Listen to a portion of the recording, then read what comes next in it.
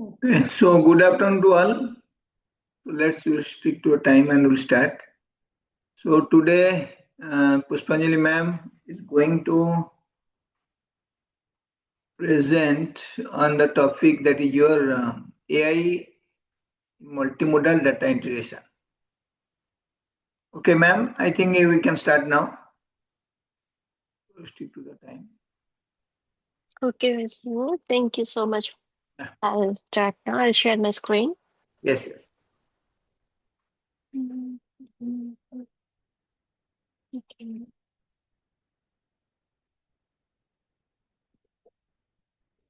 Yes, it's visible. Share the PPT. Yeah. I think it's visible now, right? Yes, yes.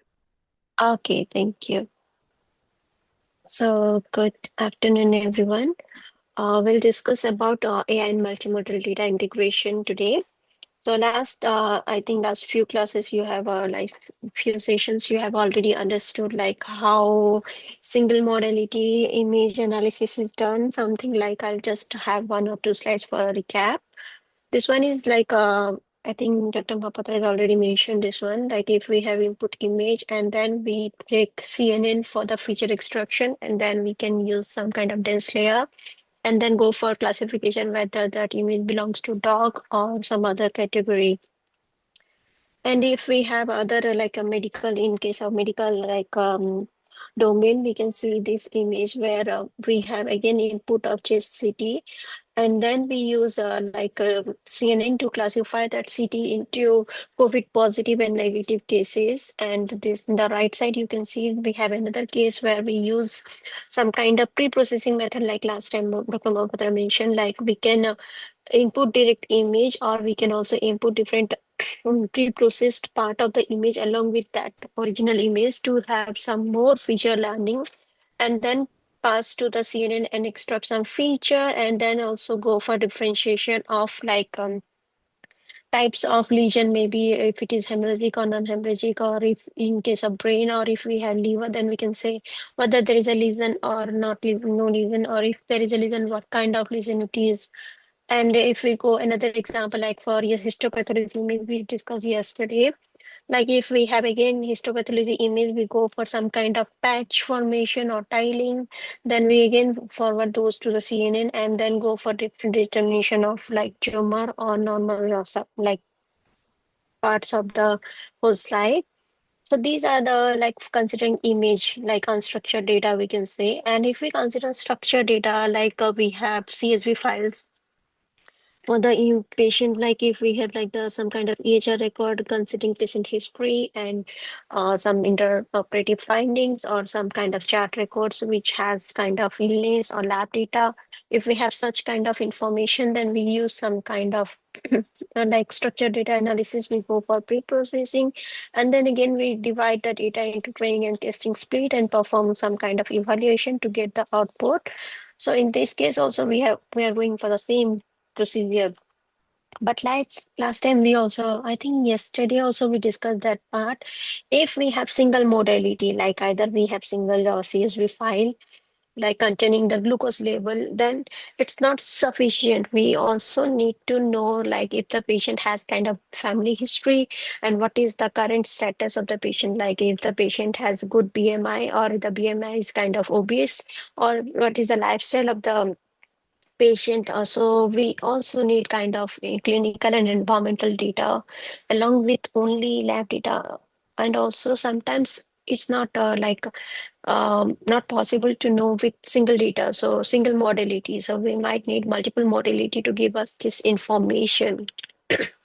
And another example, like focusing on liver cancer, I can give, like if we only use the image is not sufficient. Also, if we only use the lab data is also not sufficient. Like if some of you might be knowing, AFP, like alpha fetoprotein, is kind of biomarker for SCC diagnosis, but it's not 100% accurate. So it might be like 70% cases it can detect, but 30% cases it might not be able to detect. So the sensitivity is around 70%.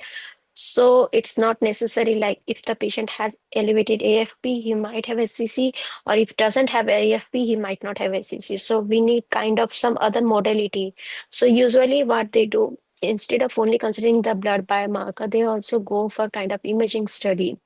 Either go for ultrasound or ultrasound with CT/MRI, something like this will be used along with like the normal lab data. And if we like combine all these limitation into simple presentation, we can say if we use single modality, it fails to represent multi-scale interaction. Like we only, if we consider like cancer, it's not only based on clinical factor, there can be some kind of genomic information which is leading to cancer. Like there is some gene mutation which causes cancer. So we need only not only clinical data, we also need like a genomic data for that sometimes. Also, if we consider only link single modality, then it reduces predictive performance of the model. And of course, if the prediction like performance is not good, then the model cannot be generalized or it cannot be considered a robust one. And finally, if it is not robust, I think no clinician will like to use such kind of model. So these are the problems we face in case of using single modality. Like yesterday, I saw few words which only use image or structured data. So those, if we consider like, and somebody asked like how to publish good paper, but these are the limitations of single. If we have such analysis now, it won't be able to get published, and so it's not clinically acceptable. So how can we address such challenges? So for this, we have to do two things. There are, if we have multimodal data, like along with clinical, if we have image data for the patient, then it's a good thing. And if we have other types of data, then it is a very good thing. Like if I give one example here, like if there are in the health center, if we can consider collecting not only the clinical data, like the demographic or lab value, we also collect the image data. We also collect the clinical notes, like when the radiologist see the CT or MRI report or the histopathology report, then they make a note of those, like what the patient is suffering from. So those things, along with this note, we also can collect those notes like the prescription records or the when the doctor the patient visits the not like the doctor, then the doctor also makes a note in the in the prescription, like in the inpatient or outpatient or in the outpatient especially. So those clinical notes made by the doctor can also be used as one kind of data for our model training. And apart from this, we have like time series, like we can collect ECG, EKG data if required, and other IoT data from the sensors.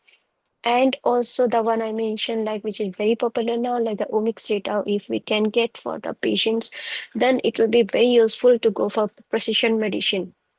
So such data, if we have, and each data can be used, like instead of using single type of data, we use multiple different types, and then we generate the model using AI, and then we can use such kind of model. We no need to use a very strong, like a very powerful, like a very sophisticated model. We can use simple model also, but with such background information, the model will be able to perform better.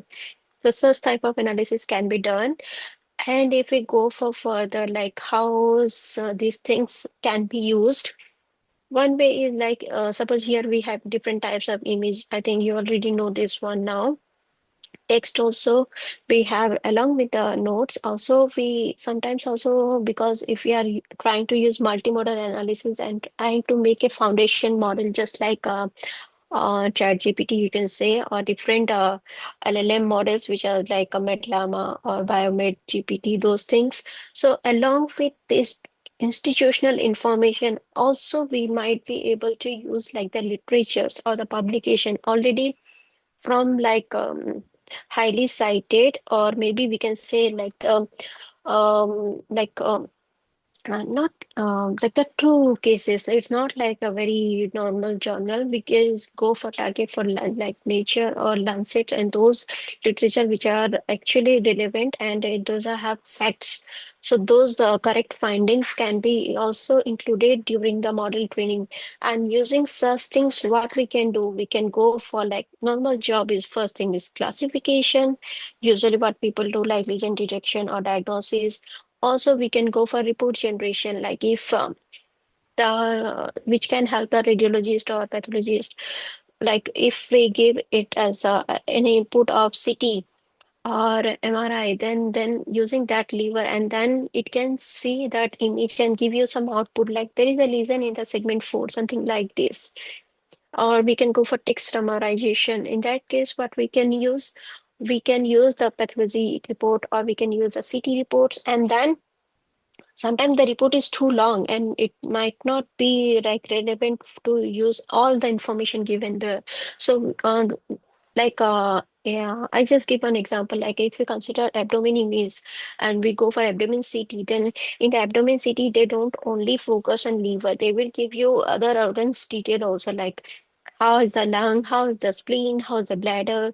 Those things information is also there. But you, if you work on spleen or if you work on liver, you do not need to focus on other organs. So in that case, if we can use and train our LLM model to go for text summarization, then we just give the input as a CT report, and of course we need our prompt to be better. Our prompt, using our prompt strategy, then we can go for report generation or summary report summarization. And also next is text understanding. Like only when we see the report, sometimes it's difficult to come like correlate all the information together. So in that case, if you can correlate all the information, then it and summarize it again, then it can be useful for like quick decision making by the clinician. They can go for like they just see the summary of the patient and then they go for okay, we can go for like the treatment or what we can use or what will be the mortality if we use a different treatment and what is the chances of survival. Those things can be done. So these things. And another thing is like if we have like the pathology image or if we have the city image, then we can go for PQA also. Like we see the image, we ask different question. Just like now we ask ChatGPT. So do you think, suppose I saw a pimple in my, not a pimple, it's a mole in my skin, and then I just sent the picture to ChatGPT. Do you think this is a lesion? Then the ChatGPT will say, no, it's a normal benign mole. So do you think it will get progress, like it will progress over time? So such question we can also like make some questioning also with after training our LLM model. So such thing can be done. And why such things are actually required? If somebody asks, then we can say like we want some kind of rich and complementary insights, like improve our diagnosis, or we want to use multiple modalities so that if one modality has some kind of noise or some missing information, then another modality will be able to compensate that wrong information or that missing data. Like if the image quality is not proper, then maybe clinical reports for the image can be used and it can like complement to that image part, and then it can give you proper like an output. And also, of course, we want to generalize everything to real world scenario, because if we do not use multiple modality, then it's not like how clinicians are doing their diagnosis. They do not only focus on CT. They use CT. They also focus on their clinical data. They also see the histology, like pathology image. Then only they can decide. Like if we go for cancer diagnosis, first they see the patient lab data. Also, they advise the patient to go for CT or MRI, or maybe first they go for ultrasound also. Then if they find like still the tumor type is not they cannot know the tumor type with CT or MRI, then they go for like biopsy, and then they go for revealing the tumor grade. And then they can go for like some kind of treatment. And if they want to have like precision medicine treatment, like precision medicine in that though, like they want to use precision medicine, then they need also like genomic data. So these are like different steps, and that will give you more like complete, or we can say more I mean better diagnosis or better planning of the patients or care of the patient in comparison to using single modality. Then now, although we know like if we have multimodality, we can use it and it will be useful. But the question arises how we can merge multimodality, because these are different types of data. EHR data is kind of structured data. Image is kind of unstructured data. CT reports or the other reports are again unstructured data. So how do we merge these types of data? So for this, if we see, there are different methods of merging the data. Like first one is the primary one used is the fusion method. And we can use fusion method to merge different types of data. And there are different types of fusion methods, like how to merge and when to merge the data. So for first thing, if I want to show, the first type of fusion is very simple, is the early fusion. What it does, for each type of modality, you will first focus on the input label, and there only you'll go for the feature type fusion, and then you'll pass to one model. So this is what is done in the early fusion. You can see we have image, we have different types of image, and this is genomic data. All are passed to the one model only. So feature label is, yeah, fusion is performed at the input label, and then the model is learning some features together, the joint features, and then it is giving you some output. And if we go for late fusion, what it does, it will just train separate models for each type of modality, and then it will aggregate their like outputs, and then it will go for decision making. Like after the output is produced, then it will aggregate those output, then it will go for decision making. So kind of different. In case of early, we found everything's are merged together, then passed to one model. In case of late, is like every modality has a different model. So this is how you need to think, like when you train the model, you need to think whether I need to combine my data in the early time or in the late time. And there are some other types of fusion like intermediate fusion. Here you can see what it does.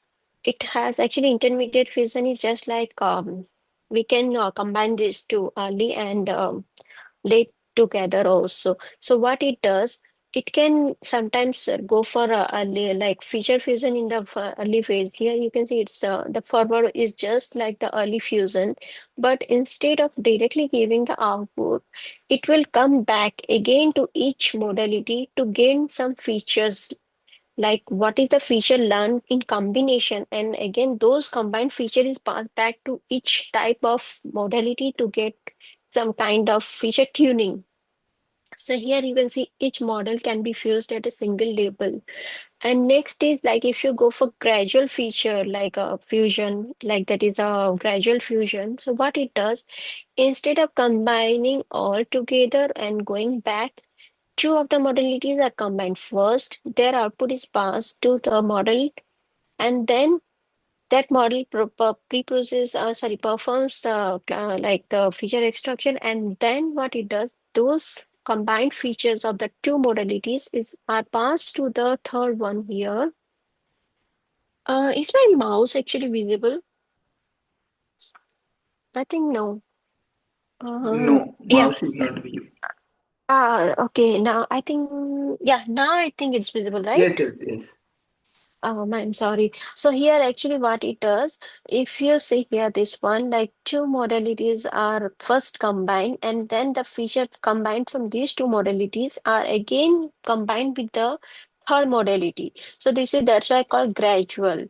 If you go gradually, you fuse the features and then pass to the final model and try to get the output. So this is how this is done. And there is another one, it is called guided.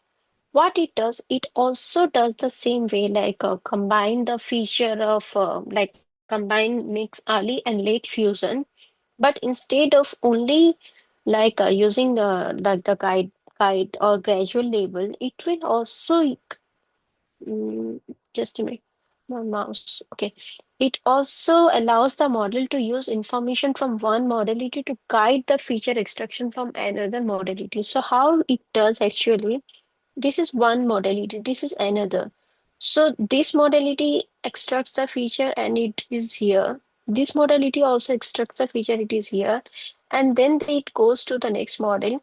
But after this, you can see there is a back propagation and it comes back to this one. Like what was the output or the feature extracted from this modality is passed to only one of them. In case of late, what we do, we sorry in case of yeah, in case of late, what we do, we go for like in passing to every modality, but here it is passing one modality features to another, so that this modality is learning from the feature extracted from here, and then it is continuing in its enhancement and then merge the feature and go for again model training and get the output. So these are the different ways. Actually, these are kind of research issue we can say, and we try to implement and get some output to get like how to improve our modality, like modalities performance. So this is how it is done. And then we consider another one which is also called, sorry, which is also called diffusion. It's similar to the one we discussed, like the intermediate fusion, but it is little bit different. It's, instead of using a simple model, it will use some kind of strong model like encoder decoder part. So here you see if we have different image and different clinical variables, first image is passed to an encoder, again clinical variables are again passed to another encoder, and those two are again merged here. Those output are again merged and fusion, and then fused and again passed to another model, and then it goes for the output. So this is kind of, I can say it's similar to the late fusion, but it's sometimes the like in instead of using simple model, if you use complicated model, then you can just say it is kind of deep fusion because it is passing through a big model. So these are the like different modalities, and how some modalities are used in different analyses. We'll discuss one by one some like works which have used such kind of modality. The Yeah, first one is Sohini, some actually questions you want to ask? Sohini? Okay, continue. I think okay. mistake. So this is the first paper, which is not first paper. This is one of the article which is like published in Computer Methods and Programs in Biomedicine. It was published in 2018. You can see, and they have actually what they have done. Yeah, they try to use like different types of data, like clinical, genomic, and other genomic data and clinical data together. So that's why we can say it is multimodal. And also they use the image here. We have TCGA image they have used.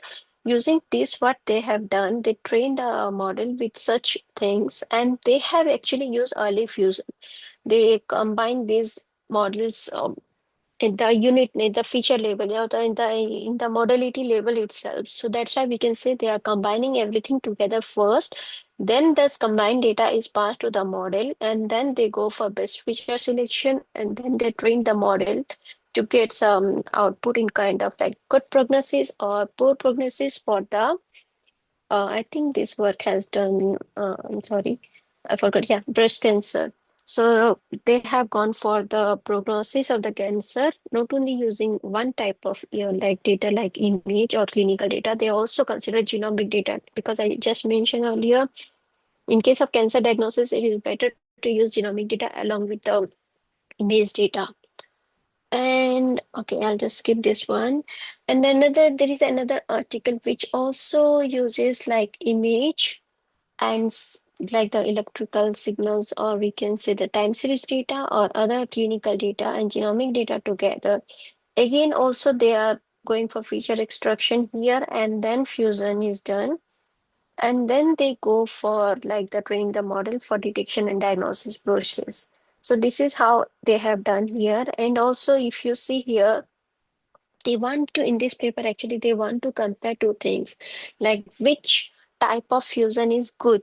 So here what they have done this one like medical image biosignal, and then finally fusion is done first, then the model is trained, then they go for detection and prognosis. But in the second case you can see they have first individually they have trained the model, and then their output is again fused together. So this is early fusion, this is late fusion, and then they show the performance of the model, like which one is performing better.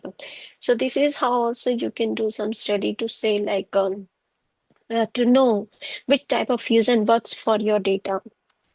And this is okay, this is another study which is again using multiple types of data type, like which combines clinical image data, and also they use different type of machine learning algorithm to go for heart disease prediction here. And if you can see here, mm, let me just move this one. Okay. let it be. They go for like heart disease prediction. So here you can see the combined clinical data from they have used from UCI clinical data, and also they use the image. You can see from the image they have the segmentation of the different, and then they try to extract the feature from the image like what is hepatic stasis or VAT or ACT ratio. And those feature along with the clinical data is merged together for the heart disease prediction. And if we go for another work in biomedicine, it has been published. And this one is again also going for the SCC analysis. So what they do, instead of only considering image, they along with the image, they consider the different features of the image. Along with this, they also consider the radiomics features and the clinical pathological characteristics. Like we can say, if we know the features like this one, if the image has cirrhosis or tumor margin, what is the tumor enhancement or there or not, like the characteristics of the tumor. So along with the image, some characteristics of the tumor are also used for their model derivation, and then they go for for the analysis to predict whether the patient has high risk or low risk of recurrence. So this is what another study is doing also. Okay, I'll just move this one. So if you have any doubts so far, please let me know.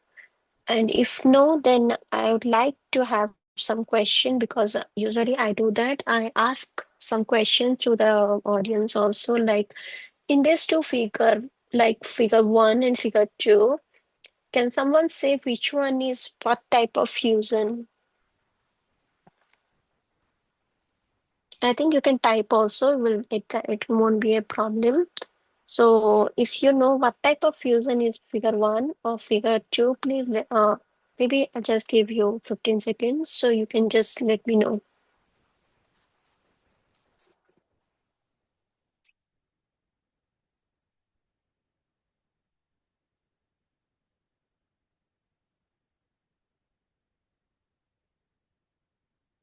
So no one knows the answer?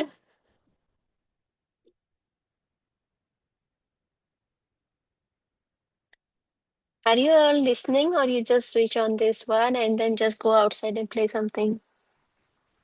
We are listening, ma'am. Listening, ma'am. Oh, Yeah, that's ma'am, good then. listening. That's good. Then do you know the answer? The first one is late fusion and the second one is the early one. Thank you. Somebody said this one. Thanks. So at least some of you are listening. That's good. Okay, I'll just continue. And okay, then maybe we also ask this one. If you are listening, then it will be better if you can speak up this one answer. Like if we have one type of modality here, another modality here, and this one, then again we go for like the extraction of the feature, and then we go for like the machine learning model, and then we integrate those feature, and then we go for analysis. So can somebody tell me what kind of feature or what kind of more like fusion is this? I think it's joint fusion, but I'm not sure. Okay, I'll show you again. I'll explain a little bit. So this is the image, and then you can see this one first here already one model is used for the extraction of feature from this one. From this one, another model is already used to extract the feature. So after these two models, then we go for this one. So that's why the one you said like it's joint fusion. It's okay if we don't say it's like a joint. Instead, we say it's like kind of Multi-model. no, dear, not multi-model. Hybrid fusion kind of. Yes. So you can say this is kind of hybrid fusion. And then we just go for the next one. I'm sorry. What is it? Yeah. And I think I'll just skip this one because this one contains more information to be shared before we discuss about this one. So I'll just skip this one and we just continue. Okay. So far we saw like if we have multimodal data, then it's better to use the multiple data and then go for the fusion. But some cases maybe when we go for some kind of analysis, we might not have like sufficient data for all the modality, or we might not have any data for other modality. We might only have either structured data or only unstructured data. So how can we do such kind of analysis? So in that case, if we don't have, we can go for something called ensemble learning.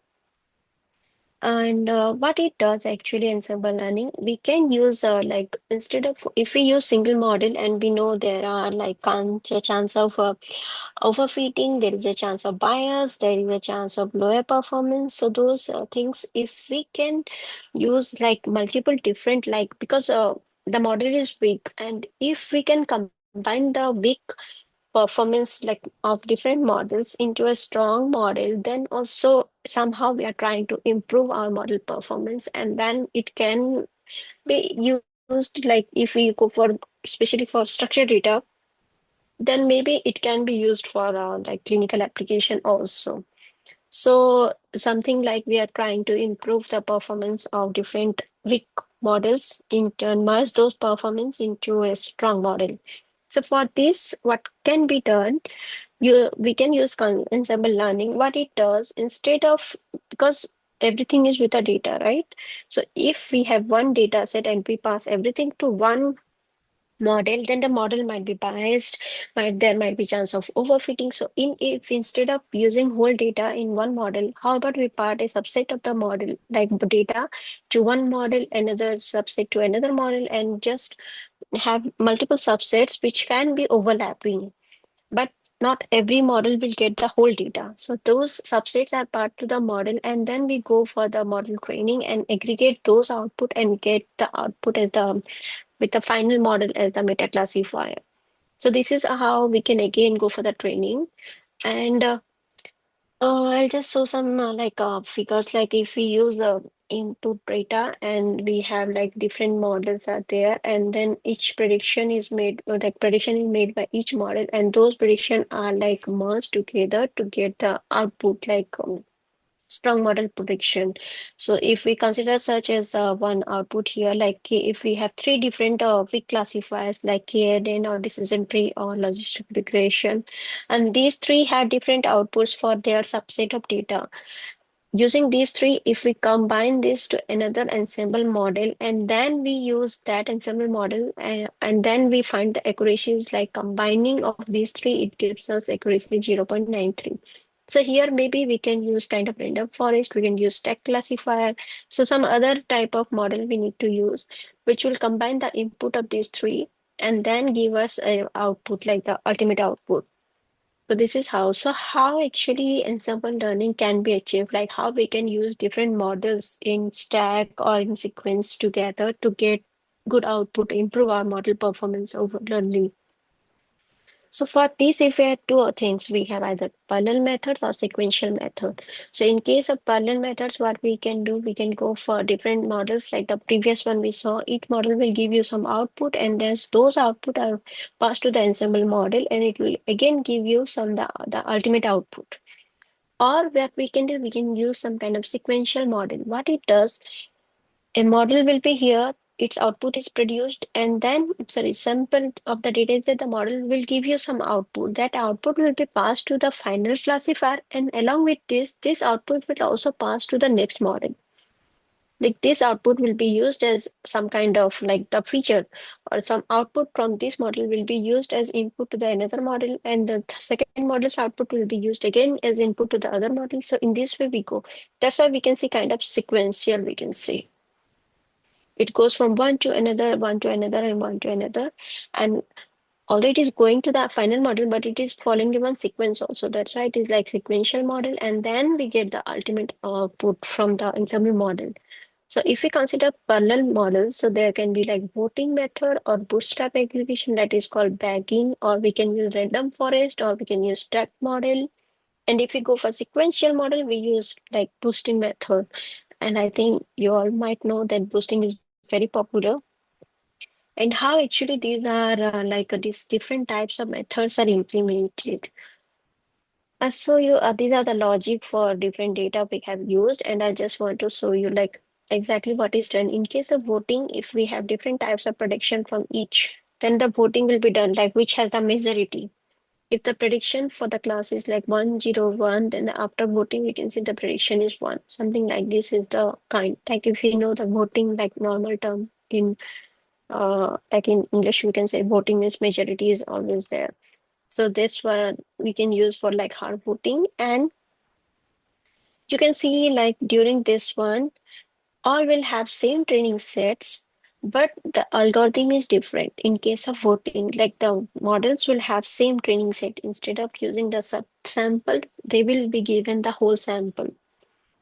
And if you see the right side, we can define our classifier, like the voting classifier as the combination of these three, like logistic regression, decision tree, or SVM, or here I'm in the figure KNN. So you can explain or input these three big classifier and keep at the voting as hard, so that majority will be always like the as the considered as the output, and then you train the model and you get the output. So if you go for like the another method like the bagging one, what it does in this case, what it does, instead of giving the whole data, a subset of the data is passed to different model. Like this one is getting one part of the data, this one is getting another different part. So subset of data is passed to different models, and then they perform predict some output. And after this, the bagging classifier will again consider like along among this output which one is better, so it will back those output from others and then it will give. So here what is the difference between these two? First one uses all the same, or all the models will use the same. In this case, the models have different subset of data. Instead of using the whole, they will have subset of data. And how can we implement this? We have the same things will be here, but we can use bagging classifier. We can define our classifier, and then we use the base classifier is this one, and number of estimator we need to specify how many estimator and random set. I think these are the different like number of estimator, like that how many trees in the decision tree, and then we can show like which one is how much, and then we get our output. And then if we go for other one like the random forest, I think most of you might be knowing this one. This is very popular. Again, same thing, random forest will use the same data, but what it does, instead of using one model, it is, since it is called, say, as from the name we know, it is a forest, means it is a collection of multiple trees, and multiple trees are nothing but the decision tree. So each estimator is nothing but the decision tree, and each decision tree will give you some prediction, and using those prediction, it will try to average those prediction and get the final output. So here we can see how many trees you want. If you want to specify here, you can see 100. And then you have your random forest is there. You have number of decision tree, you use 100, and then you train the model and you get the output. So this is how we can implement another way also. Like random forest is used for our as a parallel method for our ensemble learning. And then we have another one we call like stack classifier or blending or stack classifier also, you can see. What it does, it also has subset of data for different models, and then we go for prediction. But here, instead of going for average or instead of going for the max of all prediction, it will go for second level like a modeling. So in case of this, instead of getting those output, it will again give this as input to another model. Here you can see we have example over here. First one is logistic tree or a random forest. These are the estimator we are using. Then there is a stacking classifier, which is again considering logistic regression as the final estimator. And these two can be considered as the like the previous one or the first label output, which are giving the first label. So these are the first one, tree or random forest, or we can use logistic regression on the top again, no problem. And then finally, again, we use the final estimator as logistic regression, which takes the input from all of these and then gives the output. So this is how you use, again, another way. And then we have the one other side, we had the sequential model, which has nothing but the sequence of all things. What it does, again, we have different types of input is there to different model, and then this input is passed to one classifier, and the classifier will get some output, forward it to the final model, and along with this, the output is also forwarded to the next next model for to be used as the input. So those things it does, it keeps on doing those things, and then the final ensemble classifier will use the output of all of them individually and also the final output for the last model, and then it will try to predict. So here we have used the AdaBoost classifier, which uses here the internal one is the decision tree as the base classifier. So you can use either decision tree, also you can use random forest. So what it does, random forest will have multiple decision tree within its in its label. So this is how you also can train and then go for the output using AdaBoost. And I think most of you might be knowing AdaBoost or CatBoost classifier. Those are very like a popular boosting method and kind of perform with some, I think, better than sometimes also better than random forest. So if you have one output, it goes to another. So that's why it is like sequence. We can say it is going sequentially. So this is how we know, like if we do not have multimodal data, then how we can use, you can use this for our output. And just kind of summary, like we saw in case of bagging, we have parallel and we get the output. In case of boosting, we have sequential and we get the output. So this is how you do.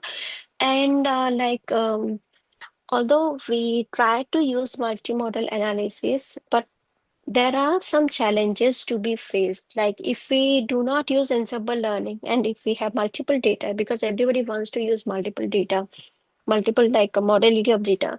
So when we want to use multiple data, there might be some challenge we might face.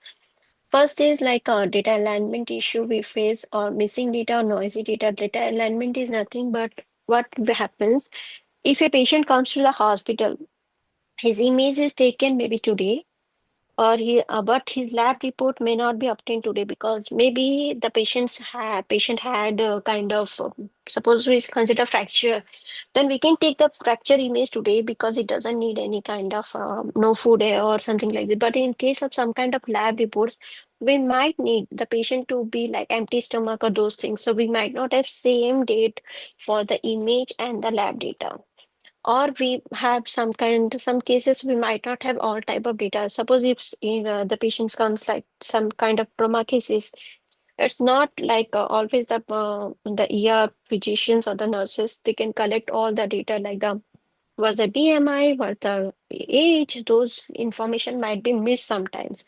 So those data is all there are some issue with those data also. And also if we want to use multiple modality, then we face, then there is some kind of dimension issue, because single structure data, if we have 43 parameter, it is kind of killing. But if we have unstructured data, like we have image of size 5 cross 12, 512 cross 512, then again the dimension of the image is increasing so much. So this will again increase the computational complexity. So we need to consider that whether we have such kind of resource or not. And then we have another thing also, like a model interpretability. So what happens if we use multiple fusion, and if we again consider that black box model, then again it might not be able to be used by other like physicians, because they won't like it. They are like, it's so much tough for them. So they might say it's difficult to understand and they might not like to use it. So those things also need to be considered. And there is some issue like data standardization or heterogeneity, because maybe AIMS might be collecting data in a different format and KIMS might be collecting data in a different format. And if we want to go for using multiple modality and we want to consider multi-institutional data, then maybe again it will have some kind of like a data standardization issue. Also, maybe in one hospital, if we want to go for like longitudinal study, 2009, the data collection method was different. Maybe in 2015 was different. Maybe after COVID 2024, the data collection method is different in the hospital itself. So again, it arises like kind of data standardization issue. And of course, the most important is like privacy issue. If the patient's data is lost or confidential data is like made public, then it kind of is an issue for both the patient and the hospital. So those information also must be taken care of. So there are some approach like how we can consider this information, like these challenges, and how we can address such challenges for working with multimodal data. So first thing is data alignment. Like I mentioned now, like if we do not have the image or lab data, maybe sometimes it's like 1 week difference is okay, no problem. But sometimes we do not have the information, like during follow-up mostly we might not have information for the lab or the image for next 3 months. So what we can do, we can consider the nearest lab or same episode genomic data. So like nearest data, as near as possible, such kind of data we can consider and try to align them together and then go for our analysis. Something like this we can do if we have image on suppose March, then lab data is collected on May. So it's around, although 2 months apart, but they are nearest to each other. And it's always we need to consider like pre-treatment, both are pre-treatment or both are post-treatment. Something like this should be considered. Then we can align those and then consider those type of data for our analysis. And another thing is like if we have missing data or if we have missing data or noisy data, then how we can consider such type of data. Like we might have multiple instance of one data, but there might be some data which are missing at different time points. So what we can do in such scenario? So if a patient's data is collected every 3 months, like here 1, 2, 3, 4, 5, 6, and suppose this part has some missing value, maybe we can use these other 5 types of data to impute this type of data. And then we try to like impute based on the collected 5 stamps, and then we try to train our machine learning model and then get some kind of output. So this is how we can go for like addressing missing data or noisy data also. Like instead of you ignoring that record or to ignoring that record as a whole, we can consider different other timestamp value and then we try to impute our missing data in that phase. And if we have another way also, like I mentioned earlier, if we have missing or noisy data, instead of and we cannot impute that data, then we can use one thing like instead of totally ignoring the data, we try to use like one modality will try to compensate for the other one. Suppose if we do not have proper image on we have noisy image, then if we have tabular data for the 2 timestamp, then also we can go for like compensating this missing data and then we try to train our model with only structured data and see if using only structured data in these 2 timestamp is compensating for the clinical data or not. So some kind of compensating the missing modality also can be done.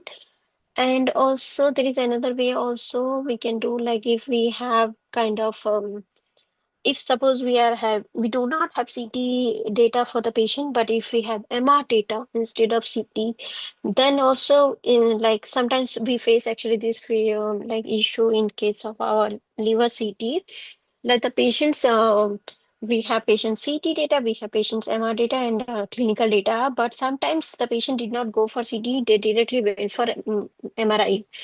So what we do, instead of using the CT-based feature, we use the MR-based feature. And then you can see we extract the MR-based feature and then again we train the model. So this is another way of compensating the data, like missing data. And I think, okay, this is the similar one. I just skip it for now. And yeah, if there is computation complexity, like if we need huge resource, how to compensate for that one? Very simple. First one is we try to use kind of frozen model. If we do not train from scratch, our resource requirement will be lower compared to using like the training from scratch. So we can go for frozen model and we should find the like model which has worked with the similar domain. Like if I'm working on CT liver cancer, then at least something I should find is something like liver, if not liver, at least abdomen CT. Maybe not focusing on liver, but at least it should focus on lung cancer or maybe kidney, something like this. So abdomen CT will be there. So I can use that domain or that domain frozen model to fine tune with my data if I don't have enough resource like GPU, if I don't have. And then I can train our model. And another way is also like instead of only using frozen model, but I can do train with okay, this one it explains two things. I can use in different application like multiple types of features can be extracted individually with like if I extract feature from the structured data first, then extract feature from the unstructured data, and then try to like go for feature selection from individual, then merge them together. Then also, because if I concatenate the feature and extract the important features only, then also my computation complexity will like reduce with the frozen model. Like this is the further reduction in the computation complexity, I can say. And next is, of course, if we do not get like the model, like the data with the same model or the same domain, the one I'm working, maybe I can try to use transfer learning with the models which are not exactly trained on maybe in our own data, maybe the models which are trained on like ImageNet, like natural image, and then using those pre-trained model, I can transfer them to our current like data and then fine tune only last few layers. No need to fine tune everything, just fine tune last few layers and then go for the prediction for our medical data. So this is how we can again use transfer learning and try to reduce the computational complexity issue. And this one is like kind of, I can say, is the best option if we have like computational complexity. We have this issue in our one institution, and but when we collaborate with other institution, they have enough resource. We can use their like resource to go for cloud computing or edge computing. In that way, like the hospital can provide you some infrastructure in cloud, and the university can work on that cloud. So something like this collaborative effort can be also used. And then you can train your model and you can also mitigate the problem of computational complexity. And if we go for the, oh, I'm sorry, if we go for another issue like the model interpretability.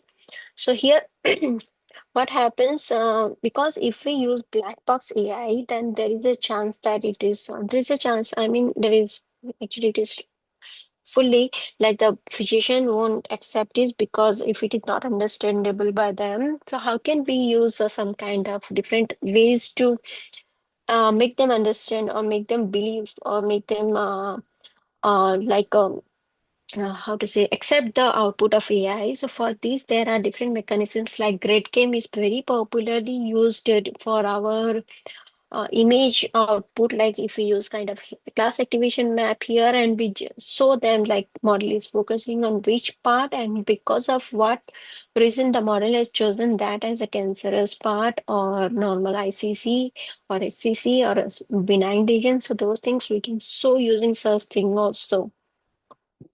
And another thing is also for the image, there is another option also we can use SAP analysis, which can again show like from the image, if the model is focusing on something, then what is the reason that it is focusing and why it is considering that as that kind of region. So we can show it using different classes and which reason, sorry, which part of the like the image is the model focusing. Here you can see for SCC it is focusing on this region only, so we can justify it.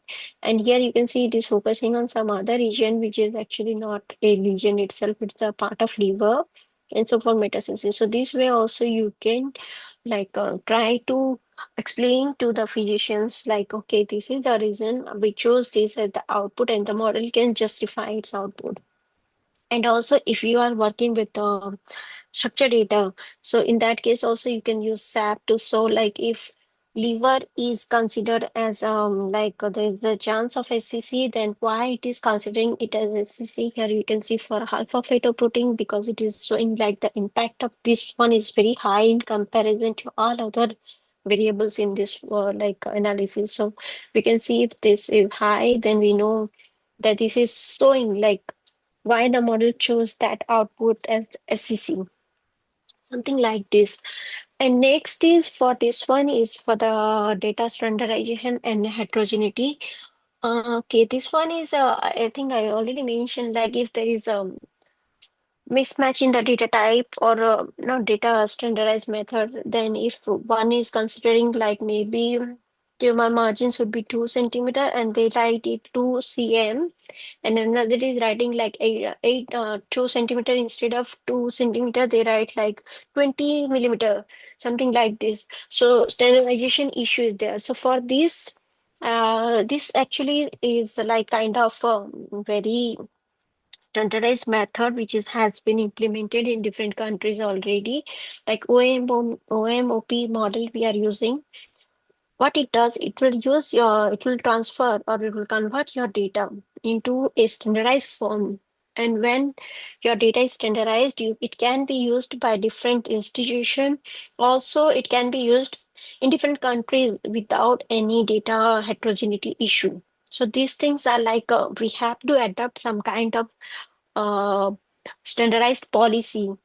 Like here we can use OMOP model, or we can also use kind of OSDSI like more tables, which actually helps us to convert our data like patient data or image into different types of standardized output. So these things are like also for the clinician also we need to see, because if we want to go for analysis and how far we are doing it correctly or not is also need to be validated with other hospital data. So if we want to use other hospital data, then it should be in the same format, the one we have used for training. So if we want to use it in that way, so we should have standardized data. So such kind of issue can be solved using such types of model.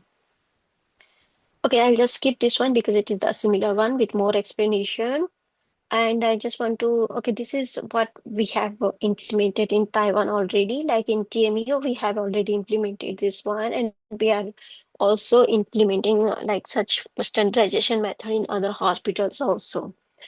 I think this one is known, and oh yeah, this one is again important one. Like we already discussed, like if the data is confidential and we do not want it to be identified by the analyst, or we do not want it to be trust back to the patient, then we should actually adapt some types of technique, like we should go for de-identification of the data. Also, we should make its usage as minimum as possible, like we should have kind of thrice access only. We should try to have some kind of federated learning. Okay, this is very interesting. If we have federated learning, then we no need to have much in like effort. We do not need to give much effort towards standardization of the data, because every model will be trained, or every hospital will train their own model locally. Only the output will be shared by others. So this is how we can also try to like go for addressing the challenges related to privacy and governance issue.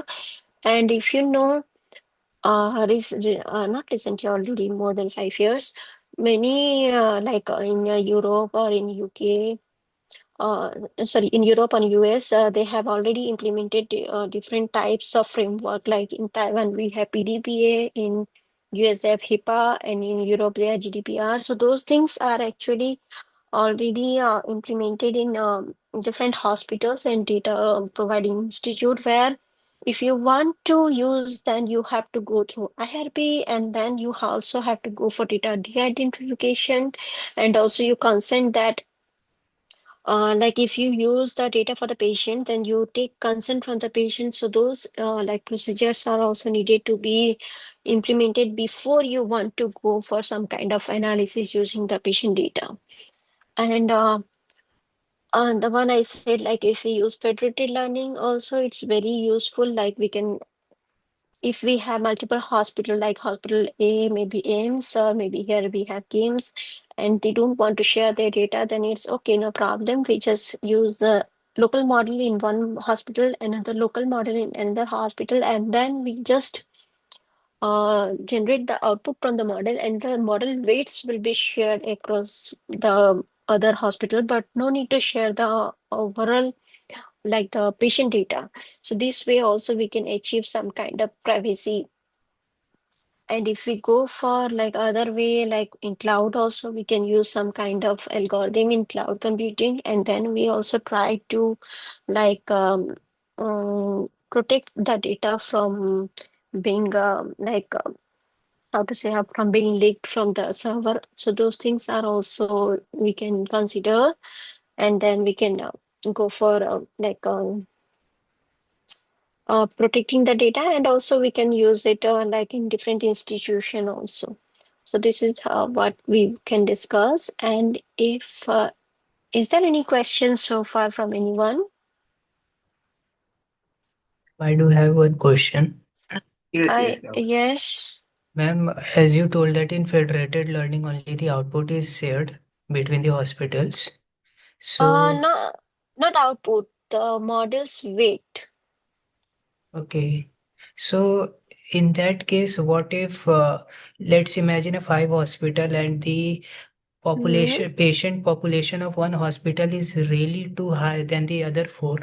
So Hmm. then wouldn't in this case the model will be biased to the data of that hospital?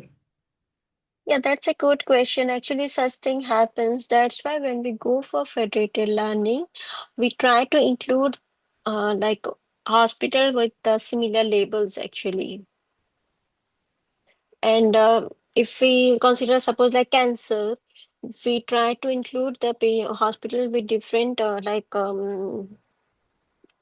a number of patients where it will be like similar. Number of patients will be similar, characteristics might differ, but number of patients will be similar. The one you mentioned, actually, these things when federated learning was like it started, these things was some like institution, like small institution, they face such issue. They either have lower size of data, or they do not have enough resource, because every time we want to aggregate that model, we need the output. Or maybe I'll just go back to the previous slide. Yeah, here every model needs to send their output, right? Then only aggregated model will be generated. Suppose a hospital C is very small. Usually, if we have small hospital, then only the chances of patient number will be less. So in such case, if this hospital is not updating its data very fast, then usually what is done, they will consider 3 times like penalty. So after, if up to 3 times, if they have given 3 months to update the model, if you do not give such output in time, then sorry, then after some times this model will be like kicked off, like you are not anymore included in such scenario. So that's why this is some kind of challenge during federated learning. Every model, every hospital need to be need to have good resource and also the data, because if you do not have data, then why you are participating in the federated learning? Ma'am, and who maintains this? I mean, if 5 hospitals are participating, then who is the one Mm-hmm. who take cares? It's not like it depends on among them who wants to be the primary one. If we have, okay, if I give example, like we have AIMS, we have KIMS, and maybe there is something like some hospital, and maybe if we have, I think there is a capital hospital or something like this. Among them, among these 4, if we have the best one is like the with the most resource is whichever among these 4, they can decide among them like who wants to be the like the primary hospital for this one, and then they can collaborate in that way. That is totally dependent on the hospital actually. No, And maybe hmm? no, I mean that as you said that there is someone that who take cares for the penalties and all that. Yes, yes. equal amount. So who are they basically? I was asking that. This among these, there will be one of them who will have the central server definitely. They will consider these things. And if this one sees like you do not participate in the like model, like in aggregating the model output means you do not have data, right? If you do not have enough data, you cannot send your updated model. So if you're not participating for next three, then there is a penalty. You are kicked off from this. Then these three will continue together. That's why when they go for federated learning, every time the MOU is signed and these things are taken into consideration, does the hospital have enough resource to perform the computation? Does the hospital have enough data to go for federated learning? If I have 100 patients, nobody will want to go for federated learning with me. They will just say, we can go for external validation with you. I need federated learning. Thank you, ma'am. No problem.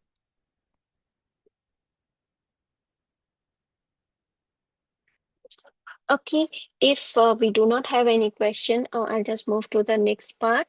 So if we saw like today we discuss about multi-model and ensemble learning. So what is actually the difference we found? Like if we have enough data, we can just go for multi-model and try to merge the different types of models output and then get good output. But if we do not have enough data, we focus on one type of modality and then we go for ensemble learning and then we use different types of model and get the output.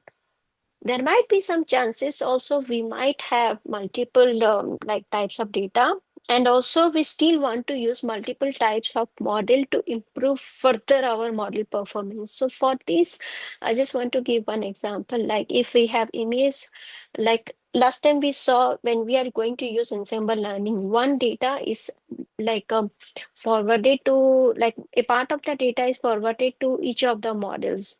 So instead of giving a part of the data, how about we give it like one modality of the data, like image will give one output, clinical data will give another output, genomic data will give another output, and then there will be another like meta classifier or meta decision layer, which will give the unified output from this whole, like all the three modalities, and then we get the ultimate prediction or ultimate output, we can say. So this is how we can also use like multiple multimodal and ensemble learning together also. It's not like if we have multiple multimodal, we cannot use ensemble. We can do that. Yes, the reverse is not possible. If we do not have multimodal, we cannot use multimodal analysis or fusion method. But if you have multiple models, then you can just continue using.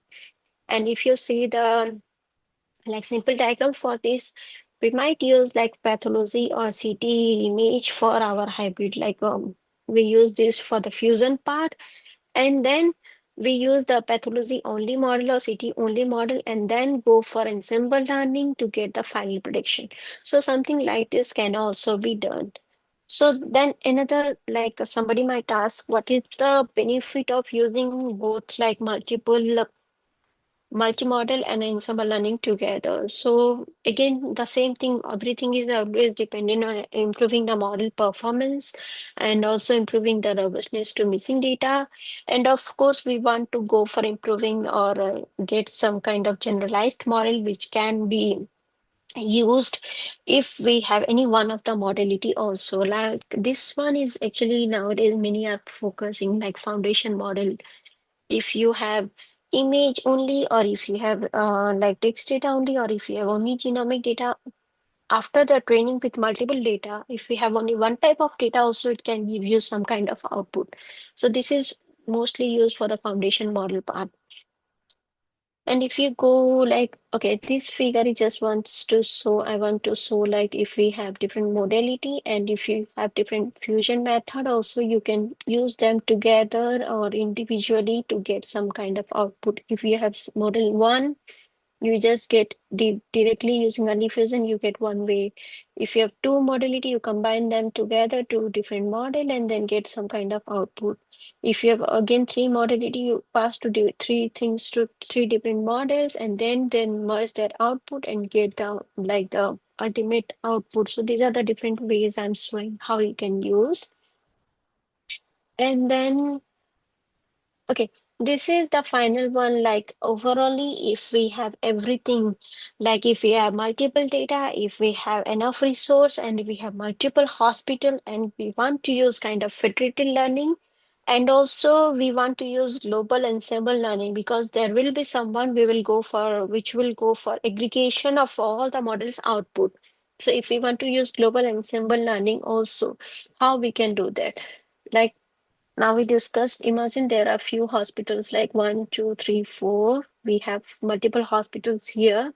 They aggregate, provide their individual models, like here, the weighted output for each individual data.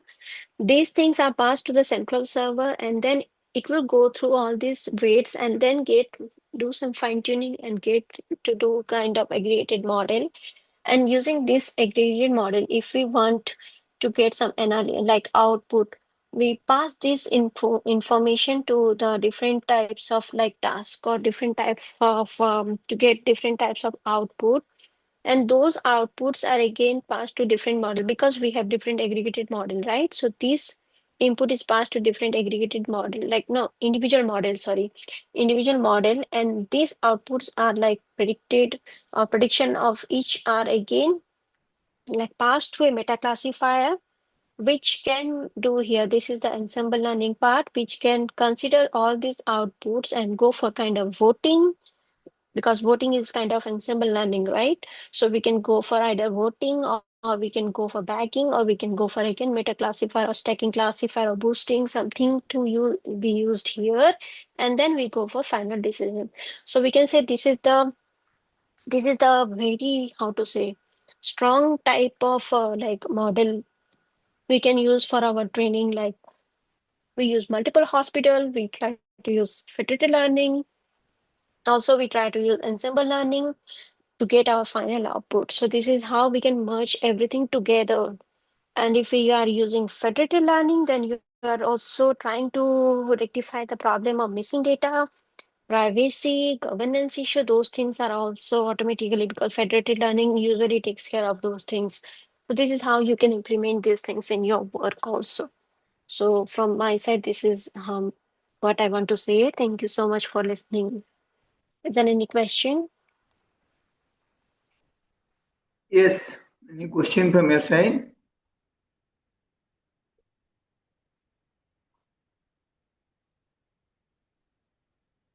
No questions? Yes, Yatharth, yes. Good evening, ma'am.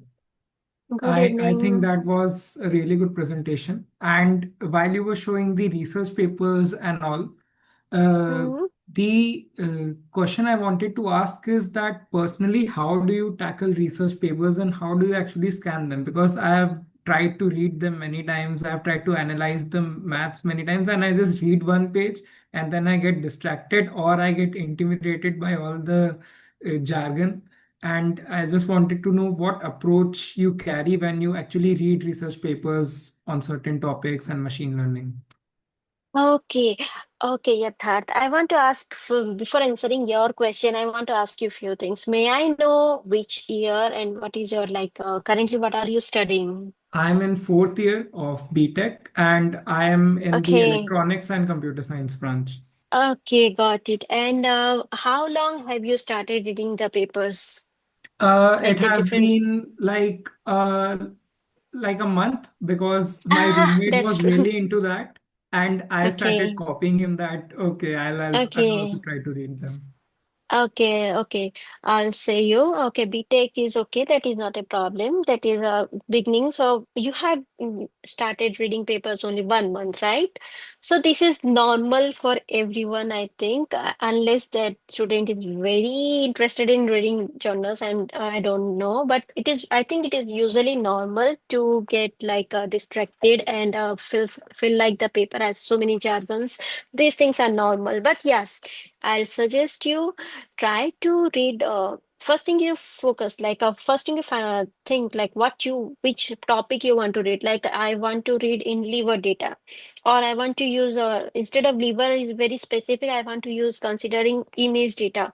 So I'll see which type of journals have such kind of paper. And if you have iPad is good. If you don't have, also try to print it out. So if you do this maybe for 2 to 3 months, you print that paper maybe for maybe 2 or 3 papers. Like you'll take 3 months. Initially, one paper will take 1 month for one student. If you are the beginner, like now, what you said, you might read one paragraph and you feel like, oh no, it's not interesting. But you take a marker with you and you feel like in one paragraph, maybe when you read it first time, you might feel like 1 or 2 lines you understand. It's normal. Then you continue reading, like keep, but yes, give yourself at least every day 2 hours to read. You might not understand anything, but just read it like a normal English, like newspaper. No need to understand everything from that. Just keep on reading and try to focus first, not like the first part is the background of that paper. So initially you might need to read like what the paper is talking about, the current scenario. So that part you read, then you read the methods, like what they have done. So it might you might need maybe 2 weeks to start from introduction to methods. But yeah, you need to keep consistency. Like every day, you try to give like at least 2 hours, so that you keep on reading and you will gradually develop the habit and also interest. And of course, when you are reading more every day, you'll also understand those things. So this is normal, I should say. True, and I also found that the shorter, like the so-called simpler research papers, they were actually harder to read. And when I actually read like an IEEE transactional paper, it was more in detail, but for some reason I found it to be more comfortable because it actually went into detail and didn't just skim through stuff. Because I personally, I Actually, like to know each and everything. If I don't know a term, I won't move to the next paragraph. Like this yeah. perfectionism is there. I agree with you this one. Like if you read like if you are focusing technically, then transaction or IEEE is good. If you are focusing clinically, then maybe some kind of Nature or Lancet. Those papers, although they are lengthy, but the one you said they have detail, so you can actually understand what they are doing. And I think the English won't be an issue because we having English as the official language, so it won't be an issue for us. So we can just focus maybe 23 pages, but it might take you 1 month to read that whole article. Maybe you understand for the first paper, you understand only 40 papers, but try to stick with the higher ranking journals so that it will be more impactful compared to some simpler journals, the one you mentioned. True. Thank you. I'll keep your points in mind. No problem. Yes, one by one. Uh, Yes, Sulagna. Yeah, Dr. Sulagna, yes. Yeah, yes. Actually, Yatharth asked a very good question, actually. Uh, Dr. Gupta has already said him the things. I just want to add one thing.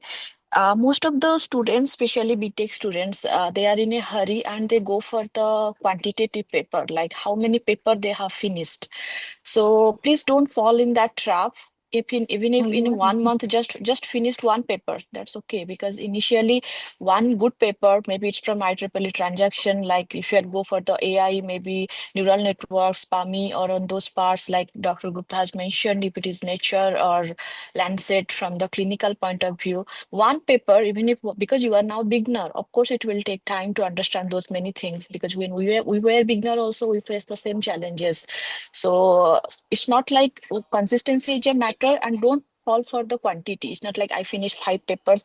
Read one paper, understand it. And also another thing, don't much focus on the introduction section, because I found most of the students, because the introduction is a kind of related works. In the introduction section, just find where is the motivation, and then what's their solution, directly go, because introduction and related work, just students are putting so many efforts to read that, then they lost somewhere. So these are some inputs, and but I'm very happy, like Yatharth mentioned, in the BTech fourth year he started like he has like so much interest to learn and to already started reading the manuscript, and that is very good. Keep it up. But those are some small things you can add. And yeah, sorry to interrupt you, Dr. Gupta. No problem. Thank you for the suggestion. Actually, this is useful. Yes, Soumya, you can ask your question. Yes, Soumya. Good evening, ma'am. Good evening. Ma'am, my question is that if a patient is like having a disease and he is having like both the CT scan and the pathology report, and Mm-hmm. if he miss a CT scan but don't miss the pathology report, but then the architecture we are using to analyze the data will still work or it will fail and give like overfit or any other data sets. Okay, dear. If we use foundation model, then this will work. If you are using like only bimodal using CT and pathology, this won't work. That's why I mentioned I focused on the point like if we are having missing data, one will compensate for the other.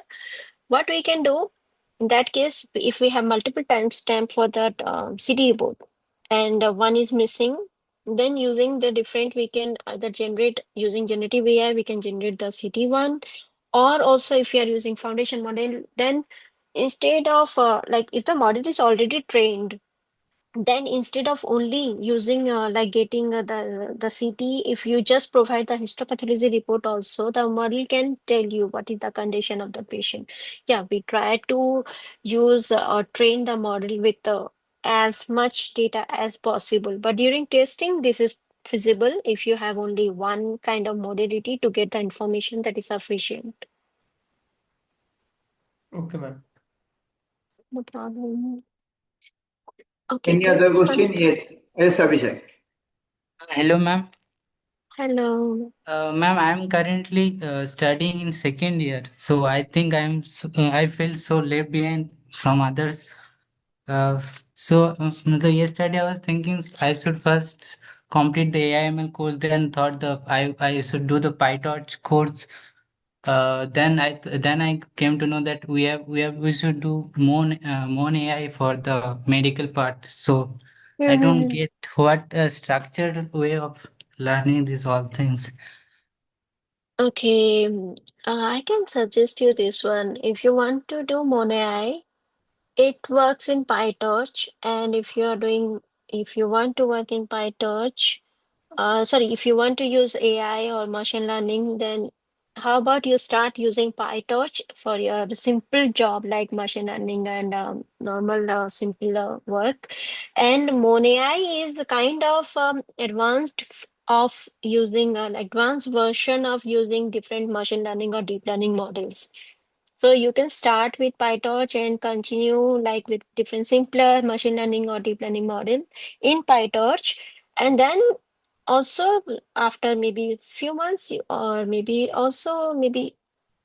together also you can start MonAI because there are several documentation how to use it and how to train the model in PyTorch. It's very simple. And don't think you are left behind because I think you are in second year. This is a good time to start. Don't worry.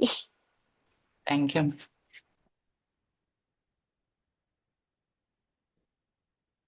Ayush, yes. Hello, ma'am. Ma'am, I Hello. want to ask that as in assemble learning, you said that we combine the learnings of several model in order to get a strong result. So in that case, if we are going on combining several models, aren't we risking the output of final output? Because if one model hallucinates or misinterprets, then it might completely change the final output. It's not But necessary, dear. It's not necessary. That's why we, when we use ensemble learning and we try to use multiple models, we are not considering like if suppose there are three models and suppose one is giving always wrong output, we focus on the majority. Either we focus on the majority or we get the output and then we go for averaging. So those things are there. So it's not necessary like it will. That's why I mentioned like it is better to have multimodal data. If you don't have, then we go for ensemble learning in those cases. So, and also, and of course, when you are training the model, even if those are weak classifier, we should take care that those classifier also have kind of like not 90% performance. At least they should have some kind of like acceptable accuracy or some kind of acceptable performance, so that we are combining weak classifier output, and it's not like underfitting model you will just use and then try to get it gets its output and merge it with the different other weak classifier. You need to hypertune the weak classifier also in that case. So when you do, you need to see that it's not like 20% performance by KNN and you just use it as the input to the stat classifier. No, no, no. You need to modify that model itself first. Ma'am, actually, I also need one suggestion that Sure. I'm also in second year CSE AIML specialization. So basically, I had a great interest in like learning and creating things. So I had also tried to read the research papers. So just out of curiosity. So they were actually, I found they were actually a bit difficult to read. So one or two time what I did is that I just dropped them down to ChatGPT and all, and at that point, like I just tried to get the glance that what's going on currently. So is that correct, or should I just currently I should focus on the studies?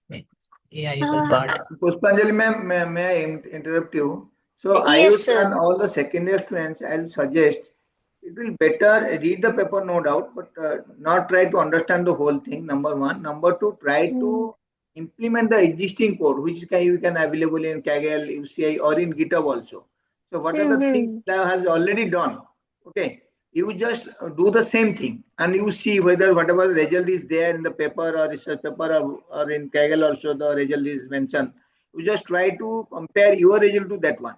So it's a kind of practicing the things, existing things. Don't think the new things now. Whenever you reach in the third year, actually, at that moment, you just start thinking what I can add on that one. I think Pushpanjali ma'am and Sulangman, that will be better. Existing. Yes, actually, sir, what you have said is absolutely correct. And another thing is like many students have many doubts related to where to start, where to run the code, and how to start reading the manuscript. Actually, all these questions, if you see our winter schedule, the one we have on the Sunday, the second session actually, from which one is from 12:30 to 2 o'clock. That entire slot, Dr. Gupta and I, we have already allocated for you only to ask us this type of questions so that we can discuss more. I think this is a common question. So that also I want to add, because that 2 hours is only dedicated for your question, like what kind of input you want from us, or what kind of collaboration you want to do. Any of your questions we can both can answer on that day only. So you can answer, also prepare some of the questions apart from the individual presentation, what we have or what we will have. So you can ask also. But what Sal has mentioned, that correct. Now GitHub contains millions of codes. You can download very basic code and just run it in Google Colab. You no need any like good sophisticated like PC or anything. Just run it and got the error, got very less accuracy, because from the error only you will learn. Okay, but yeah, I just But want to add that don't part. hurry to publish the paper now. Don't hurry. Yeah. Not today. Yes. Okay, Yeah. because now if you'll go for the paper, garbage paper will be published. Yeah. Okay, because those has already been same type of work has already been done. Only you are choosing writing part here and there. Yes. So And don't especially worry. and especially in AI field, your paper publication will take some time. So if you want to publish some good quality paper, need more experiment, more analysis, and of course different from the work. Like today, it was Dr. Gupta has mentioned the multimodal study and all those type of. It will take time, but it will give you a very good publication. So that also a good thing, As because I have assured you also, that's why I have included all the doctors. They have many problems with them. So if I really good, a little good also in coding like that, then only you can work in the live project. So in dermatology also, ma'am having lots of problem. In other faculties also, doctors are having many problems are there with him. So we can work in the live project if a little good in the that implementation part. Okay, and Dr. Sulagna and Pushpanjali is there to guide you, no problem. So if you are going to say ready to give the hard work, then we are ready to help you. Okay. Yeah. Any other questions? Okay, don't worry. You will be keep contact with me and others also. We'll guide you. Don't worry for Thank this. you, sir and ma'am, for the suggestions. Really helpful. Okay, thank you. Okay, any other questions or we can stop here? Okay, thank you very much. So tomorrow we have sessions at I think at 10 o'clock only. Yes, tomorrow. Yes. So Pushpanjali ma'am, you are having session at tomorrow at 10 o'clock or something. I'm sorry, sir. I think I have at 3 o'clock or No. 5:30. Yes, 3. You're 3 to 5. So Yes, 3 to yes, sir. 3:30, 3 to 3:30, Dr. Pritam Nath will take one session.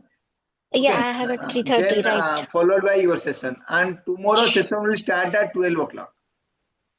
So that Okay. man, Dr. S. Rakesh Kumar of Gastro, he is going to give the presentation, bridging medicine something. So tomorrow morning session there is no class. So it will start at 12 to 12:30, then followed by 3 to 3:30 and 3:30 to 5. Okay. So thank you very much. This session now, the session is going to be end. Fine. Thank you.